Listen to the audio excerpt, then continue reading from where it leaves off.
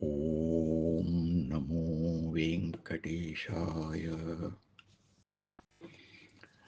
సాధన సోపానంలో మిత్రులైన సాధకులకందరికీ హృదయపూర్వక నమస్సుమాంజలి. మోహన రూప శతకం ప్రారంభింపబడినప్పటి నుండి ప్రతిరోజు ఇంచుమించు 5 నిమిషాలు భగవత్తత్వాన్ని స్మరించుకోవడం అనే ఈ యజ్ఞంలో పాలు పంచుకుంటూ ప్రత్యక్షంగా పరోక్షంగా స్పందిస్తున్న మీ అందరి సహృదయతకు కృతజ్ఞతాభివందనాలు. మోహన రూప శతకంలో ఇంతవరకు ఆర్తి, అర్చన, గురుస్మరణ, సర్వసమర్పణ అనే 4 అంశాలను 99 పద్యాలలో పూర్తి చేసుకున్నాం. 100వ పద్యం నుండి సాక్షాత్కారం అనే అంశం ప్రారంభమవుతుంది. మన సేవ ఫలించి భగవంతుడు సాక్షాత్కరిస్తే మనకు ఆయన దర్శనం ఎటువంటి అనుభూతిని కలిగిస్తుందో తెలిపే ప్రయత్నం ఇందులో సాగింది. ఇవి 8 పద్యాలు. భగవంతుడు అష్టమూర్తి.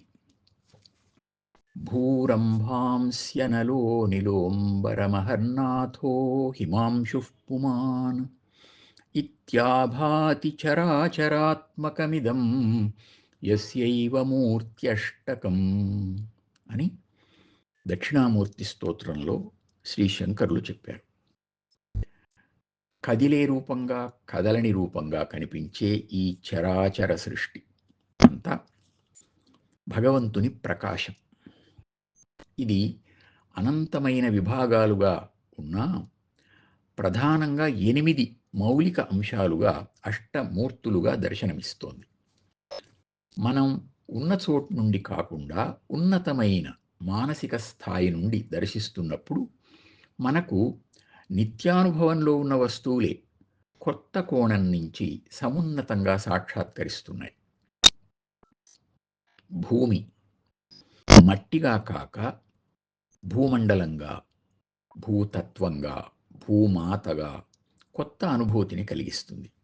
అలాగే నీరు జలదేవతగా, వరుణ దేవుడుగా, నిప్పు అగ్నిదేవుడిగా, గాలి వాయుదేవుడుగా, ఆకాశం నాదదేవుడుగా, నాదబ్రహ్మగా, సూర్యచంద్రులు బుద్ధి మనోదేవతలుగా, యజమానుడు జీవుడు భగవంతుడుగా కొత్తగా కనిపిస్తారు.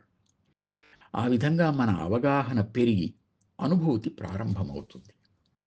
క్రమంగా నాణ్యత్ కించన విద్యతే విమృశతాం యస్మాత్ పరస్మాద్విభోః.